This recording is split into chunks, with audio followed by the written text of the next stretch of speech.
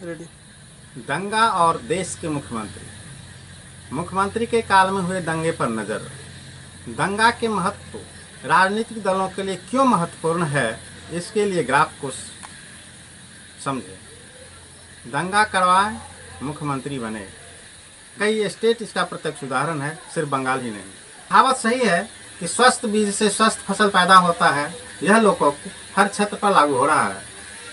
आज हर चौराहे पर, हर चौपाल पर और हर दफ्तर में राजनीतिक पंडित बैठे हैं। पूरे आत्मबल के साथ अपने प्रतिद्वंदियों पर बाकबान चला रहे हैं।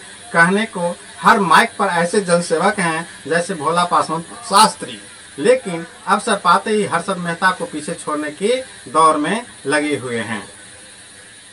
राजनीति अब रणनीति में तब्दील हो गया है।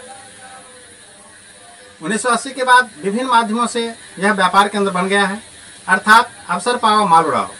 अवसर चाहे मुखिया का हो, विधायक का हो या सांसद का, सत्तारूढ़ पार्टी हो या उसके रखे, किसी न किसी प्रकार से वे धन शोधन के ही चक्कर में रहते हैं। राजनीति का जो व्यवहारिक स्वरूप है वह बिल्कुल जन कल्याण के प्रति नकारात्मक स्वरूप ले चुका है। सिर्फ बिहार को लेते हैं, और क्योंकि बिहार हमारे देश का दूसरा सबसे जनसंख्या वाला और बड़ा देश है। 1980 के बाद बिहार बिना मुख्यमंत्री का तो नहीं रहा। मुख्यमंत्री हुआ, लेकिन बिहार वासियों के लिए नहीं। इन दो शब्दों को मॉडलिंग किया गया, लोक सेवक और जनसेवक। लेकिन वास्तविकता यह है कि लोक सेवक सत्ता के इर्द गिर्द परिक्रमा कर रहा है। यह सेवक सांसद, विधायक के सेवक हैं। लोक सेवक सरकार की सेवा के लिए सरकार से वेतन लेता है और जनता की सेवा के लिए जनता से मूल्य लेता है। जनसेवक सामाजिक विद्वेष फैलाने, अपनी दाल गलाने में व्यस्त है। जनसेवक एक खटमल का ही बिरादर है जो खून पीता है, लेकिन जनसेवक विकास को ही पी रहा है।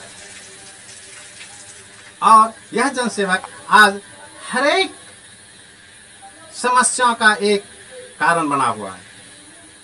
1980 के बाद नीतीश कुमार ही ऐसे मुख्यमंत्री हुए जिन्होंने बीजेपी के साथ गठबंधन में रहते हुए बिहार की आधी आबादी के बारे में पहल की है।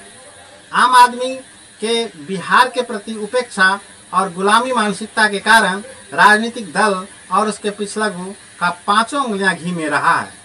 वहीं यहाँ की जनता बिहार से बाहर जाकर कप प्लेट और चाय बेचने के आखेट पर हैं। जिन लोगों को सड़क पर उतरना चाहिए, जिन्हें यह बिहार अपना समझना चाहिए, सरकार से गोलियां खाकर बिहार को कायाकल्प करना चाहिए, वे मरने के डर से बाहर भागकर कप प्लेट और चाय बेचते हैं। बाहर में दुत्कार का शिकार हो रहे हैं। राजनीतिक गद्दारों का खत्म करने के लिए जयप्रकाश नारायण से सीख लेनी चाहिए, न कि दुम दबाकर घर से बाहर भाग जाना चाहिए। अगर विगत मुख्यमंत्रियों की समीक्षा की जाए तो वर्तमान में मुख्यमंत्री श्री नीतीश कुमार 50% अंक के हकदार हैं, क्योंकि जीविका फैक्ट्री लाने का प्रथम प्रयास इन्होंने किया है। राज्य की आमदनी को परवाह किए बगैर शराबबंदी का दुर्लभ प्रयास किया, जिससे निम्न वर्गीय महिलाओं को अपने पति और शराबी माहौल से 90% छुटकारा मिला है।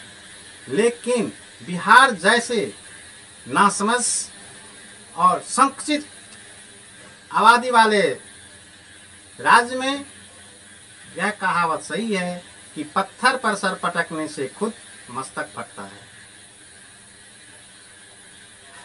थर्ड टर्म में मुख्यमंत्री नीतीश कुमार अपने आदेश का पालन करवाने में सक्षम नहीं रहे हैं। वे एक फ्रॉडिंग मुख्यमंत्री बनकर रह गए हैं। उनके शासन से मुझे सातवाहन के भीम शासक याद आ रहा है। शासन इतने लुंज-पुंज है कि जनता के ईमेल और व्हाट्सएप का कोई अधिकारी संज्ञान नहीं ले रहा है। यानी जनता के लिए कोई पब्लिक ग्रीवांस नंबर नहीं है। अगर है तो अधिकारी उसे बंद कर रखा है, या डेडलाइन है, या वो व्यस्त बता रहा है, जिसका कहीं यहाँ तक बिहार के मुख्य सचिव तक भी इसकी जानकारी नहीं है। अगर जानकारी है भी तो मुख्य सचिव भी इसे समाधान करने में असफल है। जनता शिकायत किससे करे पता ही नहीं चल रहा है, वो कहाँ जाए। अर्थात ministry without minister in Bihar. धन्यवाद शैलेश कुमार। अब आप ग्राफ के माध्यम से, इस बाइक्स में जो ग्राफ दिया गया उसके माध्यम से पूरे देश की दंगाइयों पर अध्ययन कर सकते हैं और वहां के मुख्यमंत्री की मानसिकता समझ सकते हैं। धन्यवाद शैलेश कुमार।